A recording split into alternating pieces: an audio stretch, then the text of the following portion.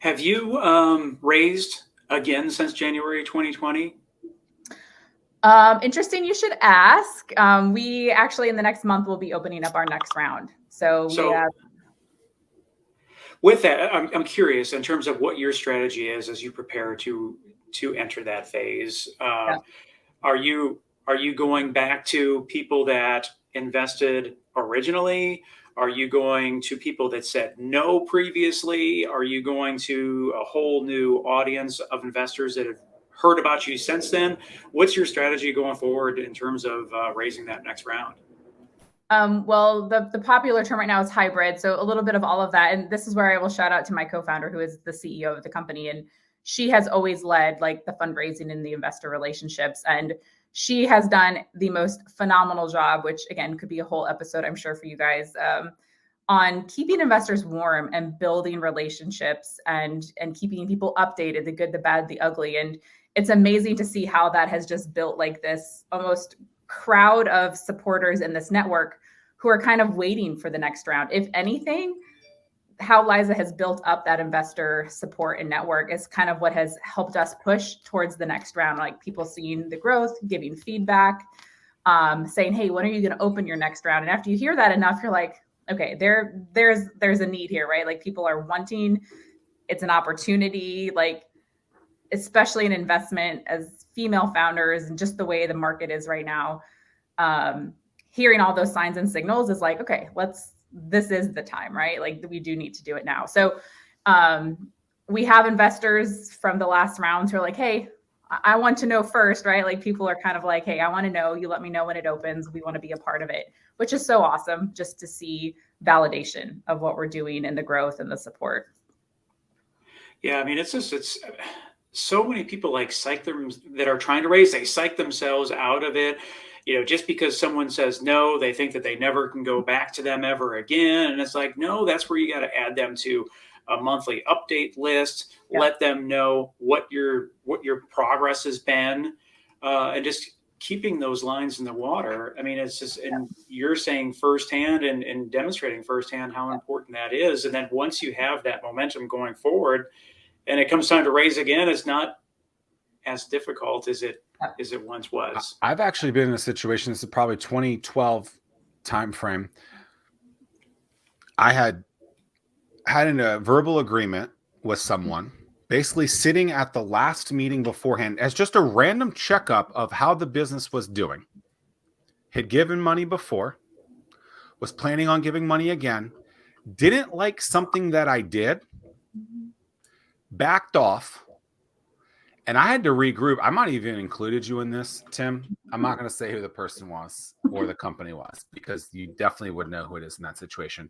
But I had about 36 hours to make a decision like, am I going to fix this relationship or am I just going to let it fly and be okay with it?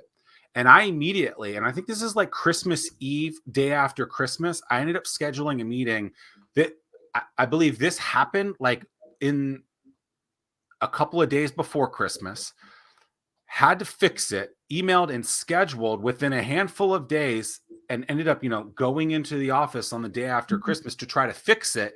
It took about 6 more months to rekindle the relationship, did all those things, ended up getting more money afterwards, like more, significantly more money. But like, I had a yes, screwed it up, turned into a no. And it's at that point where you have to be like I was like, I don't even remember what the situation was, but I'm sitting there like, I just lost a significant amount of money. I don't know what I'm going to do. I better figure this out really, really quickly though.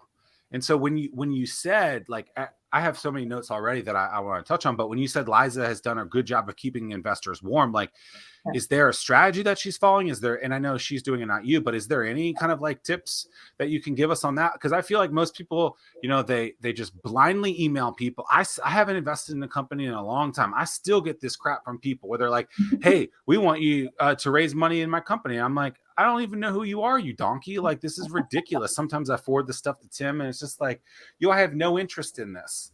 Like, what are some of the things that you've seen work for you guys to keep that interest over the last few months, years, whatever? Yeah, so one of them is an email update, but it's very strategic, right? And it's like it's broken out, and Liza compiles that, and that's everywhere from like revenue, wins and losses, right? I think transparency is key. Like that's how you build trust with investors, because no investor wants, they know, right? They've been in it long enough. They know everything is not great all the time. So everywhere from like growth numbers, revenue numbers, to PR, media, like what are the fun things we have done, or were there any key hires? Like giving people an inside view to what you're doing, especially when they're investors, is kind of what builds that trust, right? So they see it growing, so that when the time does come, you're not just cold emailing people like, hey, remember me? You talked to me once. We're ready for the next round. It's like I said, they're asking us like, oh, hey, your last update was great. Are you guys thinking about another round? It's just been fascinating to watch, because I've been a part of startups where, that's not the case. And like, you're out on like an 18-month trail, beating down doors and on airplanes. And, we haven't had to do that. And I think a part of that really has been the relationship drive and knowing when to say no. Taking money from people has a lot of strings attached, and they may offer you a lot of money, but you might want to say no because of their requirements to take their money. So both sides. To take that one step further, I mean, right now, valuations of companies are just bananas. Yeah. So you can get a brand new company that thinks that they're going to try to raise money at a $16-20 million valuation. Yeah. And these investors have no idea who these people even are. Right. Whereas once they've already been working with you for 1, 2, 3 years, however long it's been, and it's so much easier to continue investing with someone that they already know. They know how you operate. The relationship has already been there. So a lot of investors now continue to invest in the companies they're already working with. And then with you already establishing relationships with current investors or investors that may have passed, you've already hit that stride with them. So it's much easier for you to raise money. So kudos to you for continuing on that strategy. Yeah, I think one of the not hardest things, but biggest learning curve, right? Like I never went to school to learn how to work with investors. Like it's just one of those things you're not necessarily taught, is the different type of investors and the different time when it makes sense. So sometimes the no is, well, no, not right now, because we focus on this type of industry or this type of growth metric, and just really understanding and kind of becoming familiar with that landscape has been also beneficial, right? Like learning, who do you go to at this stage? Who do you go to at this stage? Who is just going to tell you no just because of the function of how their fund works, even though you might be at the right stage. So like no ego involved, right? You just got to learn and watch and observe and kind of figure it out as you go.